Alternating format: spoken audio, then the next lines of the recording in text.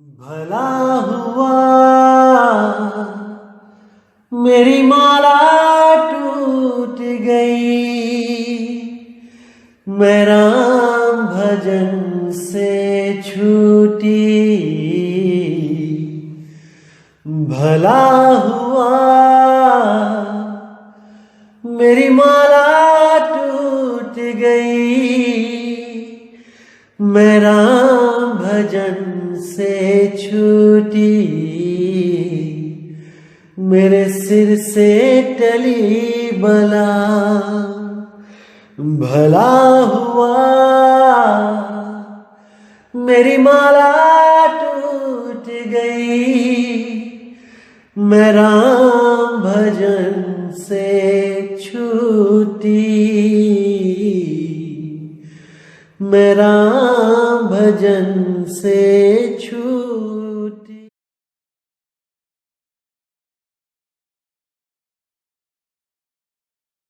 नमस्कार मेरे प्यारे भाइयों, मेरे परमात्मा के प्यारे जीव हंसों।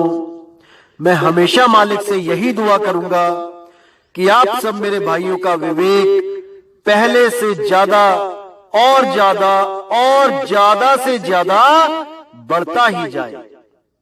बस मेरे दिल की यही अरदास है कि ऐसी कोई चीज ना रहे जो आपको समझ ना आए। हर चीज आपको बिल्कुल क्रिस्टल क्लियर होती जाए। बस यही चाहूंगा मैं, यही अरदास करूंगा उस बंदी छोड़ से, उस परमपिता परमात्मा से कि वो आपके विवेक शक्ति में बढ़ोतरी करता ही जाए और ऐसा कोई भी अज्ञान ना रहे इस दुनिया में जो आपको 1% भी भ्रमित कर पाए। कुछ ना रहे ऐसा। आपका ये भाई आपकी पूरी मदद करने के लिए तैयार है। बस आप निष्पक्ष भाव से इस सत्संग को सुनते रहिए और उस पर विचार करते रहिए। विवेक लगाइए कि जो मैंने बात कही है वो सत्य है या असत्य है। जवाब मेरे भाई आपके अंदर से ही आएगा। उस परमात्मा का जवाब आपके अंदर से आएगा। बस उसको पहचानने की कोशिश करो। साहिब बंदगी। और दोस्तों, आपको बताना चाहूंगा कि काफी दिनों से कुछ लिंक व्हाट्सएप पे शेयर किए जा रहे हैं जिसमें कुछ गुरुओं की फोटो लगाई गई है और कुछ भड़काऊ से शब्दों से टाइटल दिया गया है। दोस्तों, ऐसे किसी भी चैनल से हमारा कोई लेना देना नहीं है। आप उनको बिल्कुल ना देखें, बिल्कुल भी ना देखें, क्योंकि वो सत्संग हमारे ही अपलोड कर रहा है और गलत फोटो लगा लगा के दुनिया को भ्रमित कर रहा है। बिल्कुल भी उनका चैनल ना तो सब्सक्राइब करें और जिन्होंने किया है वो अनसब्सक्राइब कर दें। बिना मेरी परमिशन के जो सत्संग अपलोड किए जा रहे हैं ये बिल्कुल गलत बात है। आप ये सब बंद करें। और कोई भी मेरा भाई अगर अपने चैनल पे कोई सत्संग मेरा चलाना चाहता है तो पहले परमिशन लो। प्रचार में योगदान करना है तो बिल्कुल सही तरीके से करो। किसी भी गुरु की फोटो नहीं लगानी है। सब गुरु मेरे बड़े अपनी अपनी ठौर, शब्द विवेकी पारखी सो माथे कमोर। हमने हर गुरु की इज्जत करनी है। हमें किसी भी गुरु से हमारा वैर नहीं है भाई। हर गुरु अपनी अपनी सीमा में अपने अपने शिष्यों को ज्ञान दे रहा है। जहां तक उसकी पहुंच है वो अपने अपने शिष्यों को पहुंचा रहा है। क्या दिक्कत है इसमें? इसलिए मेरे भाई ये जो गलत काम है इसको बंद करो और अगर करना ही है तो सही से करो। जैसे मैं किसी की फोटो नहीं लगाता हूं, आप भी मत लगाएं। साहिब भाई।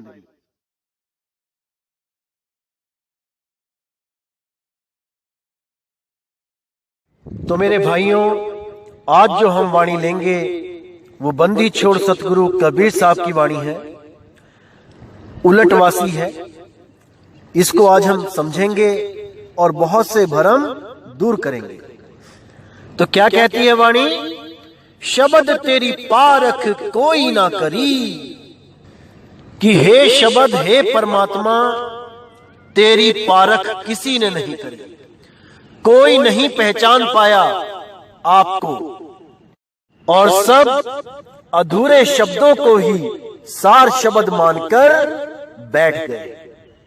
उन नकली नामों को ही सतनाम मान के बैठ गए जो 52 अक्षरों के द्वारा निर्मित थे, जो मुंह के द्वारा बोले गए, उन्हीं को सार नाम मान के सब के सब इन्हीं बोल अक्षरों में उलझ गए।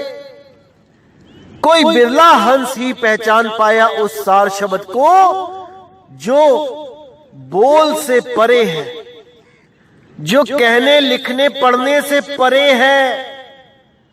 उस शब्द को कोई नहीं जान पाया। आज नाना पंथ, जितने भी नाना मत मतांतर चलते आ रहे हैं आज तक, वो सब के सब इन्हीं 52 अक्षरों के द्वारा ही जीवों को मुक्ति का संदेश दे रहे हैं। कौन से 52 अक्षर? जो स्वयं एक चैतन्य आत्मा ने प्रकट किए हैं, चैतन्य आत्मा ने उत्पन्न किए हैं। जो चीज खुद उत्पन्न की गई है, उसी से आस लगवा दी गई है मुक्ति की। इसको समझना है मेरे भाई। जो चीज स्वयं उत्पन्न हो रही है वो सार नहीं हो सकती, क्योंकि सार कभी ना उत्पन्न होता है और ना ही कभी उसका अंत होता है। वो सदा सदा से है। जो भी शब्द मुख के द्वारा बोल के उत्पन्न किया गया है वो सार नाम नहीं हो सकता। इसको गांठ बांध लो। और जो लोग कहते हैं कि सार नाम बोला भी जा सकता है, पढ़ा भी जा सकता है, लिखा भी जा सकता है, उन मंद बुद्धि जीवों को अभी और सत्संग करने की जरूरत है। अभी गुरु की छत्र छाया में और बैठने की जरूरत है। तभी जाकर वो ये समझ पाएंगे कि वो अबोल है, वो बोला नहीं जा सकता, उसको इन कानों के द्वारा सुना नहीं जा सकता, इन कलम और स्याही के द्वारा लिखा नहीं जा सकता। अरे कागज कलम कलेस राम रंग होरी हो, वो आखरिया में ना ही राम रंग होरी हो। अगर कोई भी इंसान जो 52 अक्षरों को जो लिखे बोले पढ़े जा सकते हैं उनको सार शब्द कहता है, तो उसकी बुद्धि में वो ज्ञान समाहित नहीं हो सकता जो बंदी छोड़ कबीर साहेब देना चाहते हैं। वो कभी भी उस लक्ष्य को प्राप्त नहीं कर पाएगा, क्योंकि वो इन्हीं मन कल्पित नामों में उलझ जाएगा। क्योंकि ये मन हर चीज की नकल कर सकता है जो भी आपने कल्पना कर ली।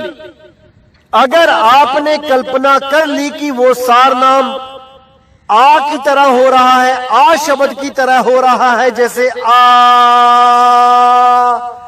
तो ये मन आपको यही आवाज सुनवा देगा और आप इसी को सार नाम मान के, सार शब्द मान के भ्रमित हो जाओगे।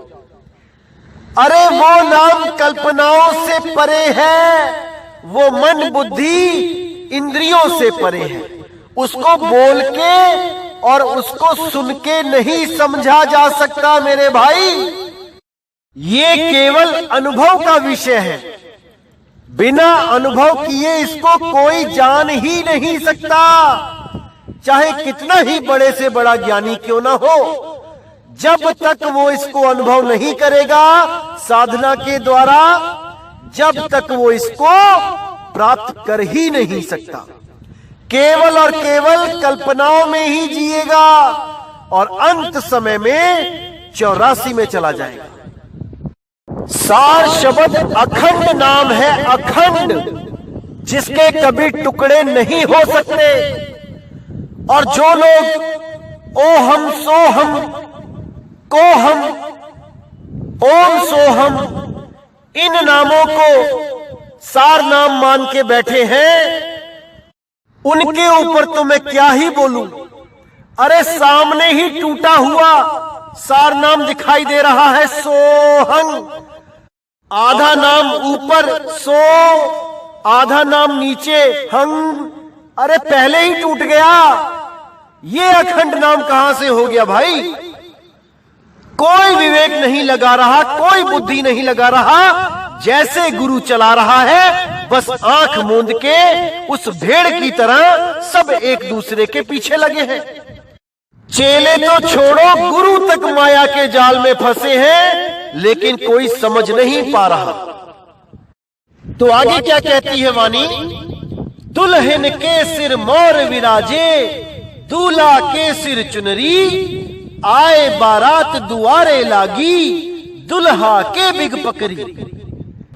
मतलब कि जो 52 अक्षर पैदा किए जा रहे हैं आत्मा के द्वारा, उसको तो मोर पहना दिया सिर पे, यानी उसको तो मुक्ति का दाता शब्द बना दिया। और जो आत्मा इनको पैदा कर रही है उसको दुल्हन बना दिया चुनरी उड़ा के।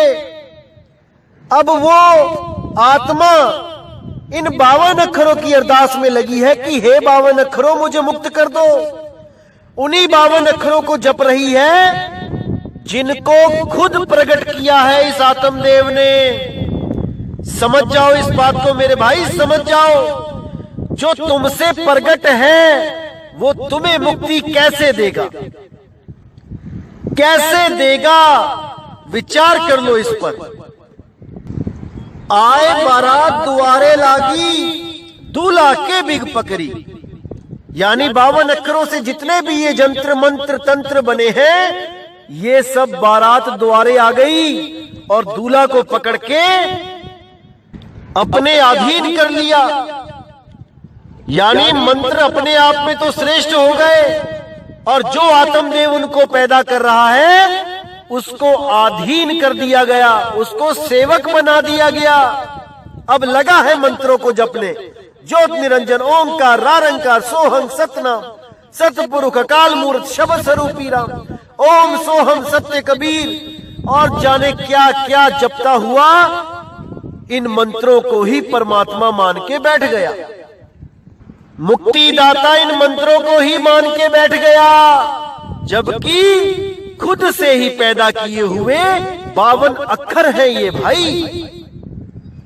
तो आगे कहते हैं, बासी भात बरातिन खायो, मड़े में कहर पड़ी, कहे कबीर सुनो वही साधो, बिरलन समझ पड़ी।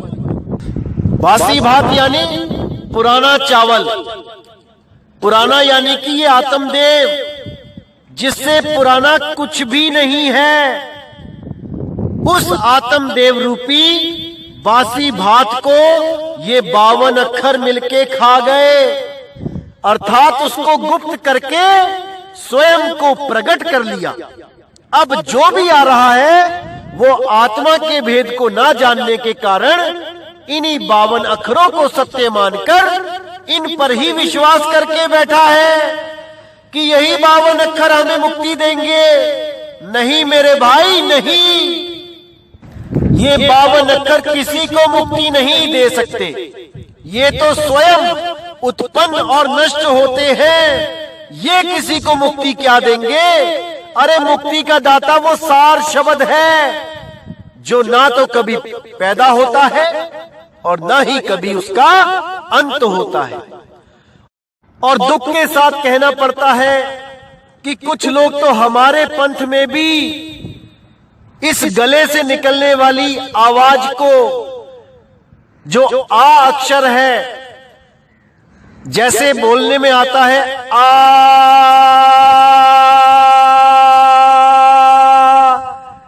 इसी को सार नाम मान के बैठे हैं।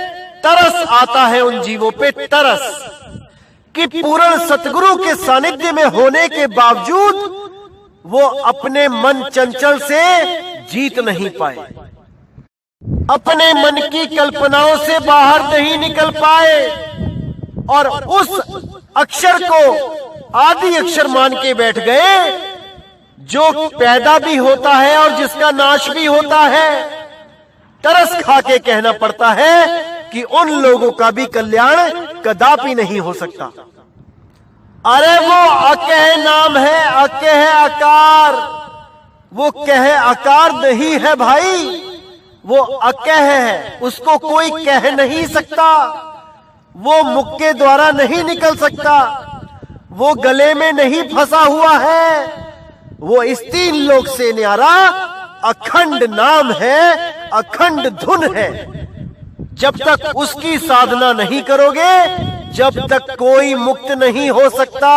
कोई भी अज्ञानतावश हमारे आश्रम में भी कुछ ऐसे मोटी बुद्धि के जीव हैं जो खुद तो ज्ञान समझ नहीं पाए और दूसरों को भी भ्रमित करने में लगे रहते हैं। जो भी नया जीव हमारे आश्रम में आता है, अगर उसको कोई भी ये कहता है कि वो सारनाम बोलने में आता है, लिखने में आता है और आपको हमारे ही ग्रंथ दिखा के कंफ्यूज करता है, तो आप मेरे पास आए और आपकी सारी कंफ्यूजन को दूर कर दिया जाएगा। भ्रमित होने की जरूरत नहीं है। अरे दूसरे पंथों में आप भ्रमित थे, उस भ्रमणा को छोड़ के हमारे पंथ में आए। अगर हमारे पंथ में आकर भी भ्रमित हो गए तो क्या फायदा आपका उन पंथों को छोड़ने का? फिर तो वो हाल हो गया, आसमान से गिरे खजूर पे अटके। इसलिए आपको ये चेतावनी पहले ही देनी बनती है कि हमारे आश्रम में आकर भी ये ना सोचें कि वहां हर कोई आपको मुक्त कराने के लिए ही बैठा है। मेरे भाई, उलझाने वाले भी बैठे हैं, क्योंकि काल दूत कबीर साहब के पंथ में ही बैठा होता है। उसको समझना पड़ेगा आपको कि कौन आपको फंसाने वाला है और कौन आपको निकालने वाला है।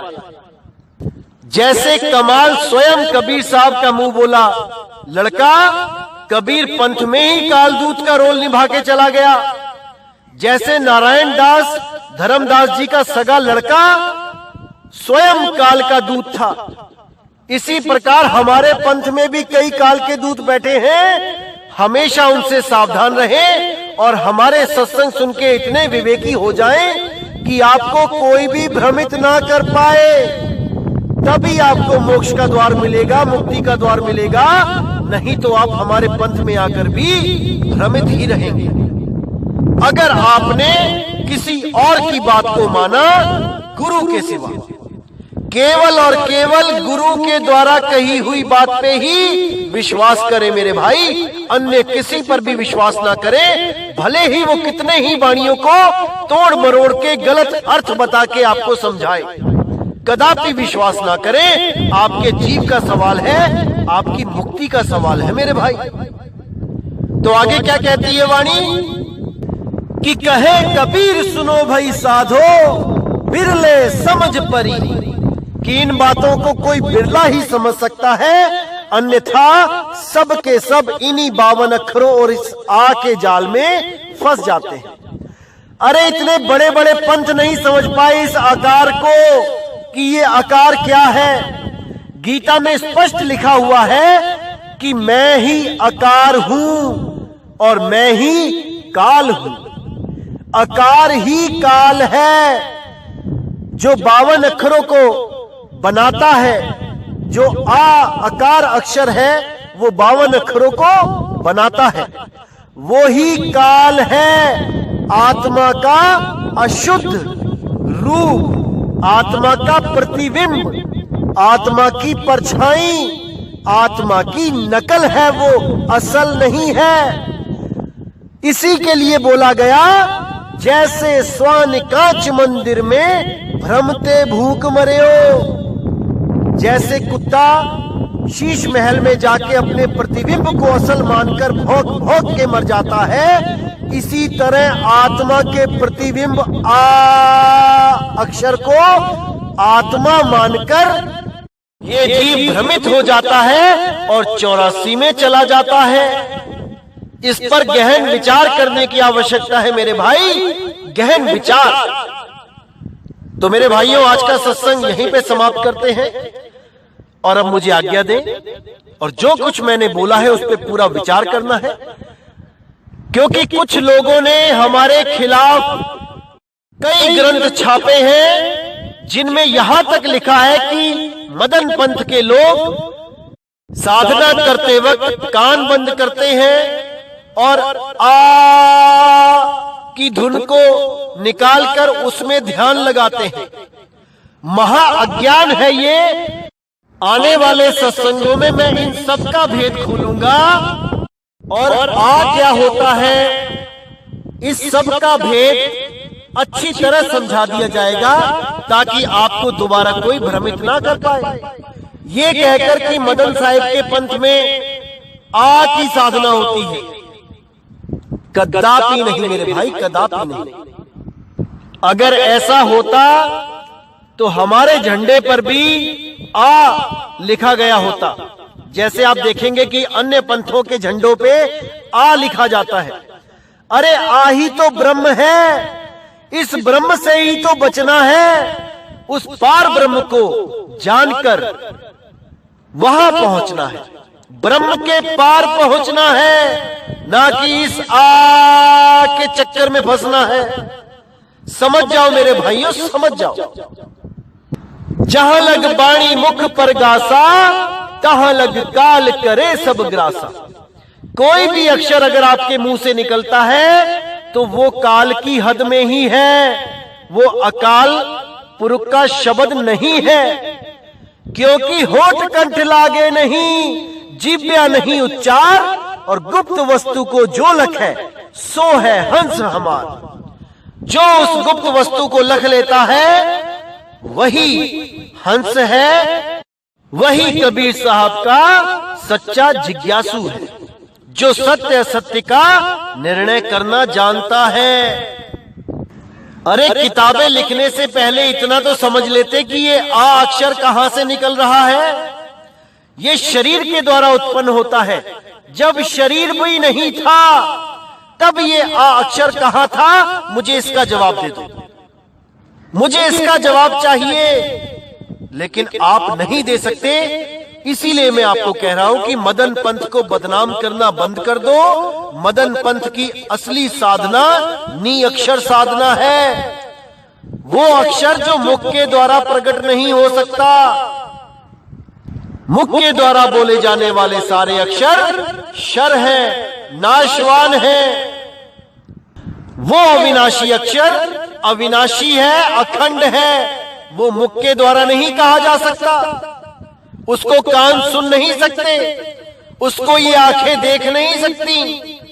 समझ जाओ मेरे भाइयों, समझ जाओ।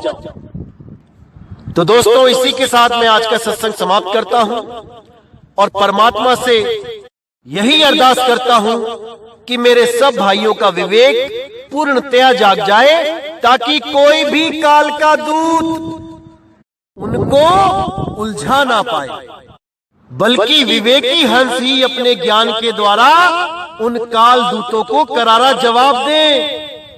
तभी बात बनेगी मेरे भाई, तभी आप इस 84 से निकल पाओगे। जब तक स्वयं विवेकी ना हो जाओ तब तक आप यही उलझे हो। इसीलिए मैं कहता हूं कि अपने विवेक को जगा लो, ताकि कोई भी आपको भ्रमित ना कर पाए। तो दोस्तों, इसी के साथ मुझे विदा करें। जय गुरु बंदी छोड़ वैराग साहिब, जय गुरु बंदी छोड़ मदन साहिब, जय गुरु बंदी छोड़ साधु शरण साहिब, जय जय गुरु बंदी छोड़ सतगुरु सत्य कबीर साहिब की सदा ही जय हो, सदा ही जय हो मेरे मालिक की साहिब बंदगी सतनाम।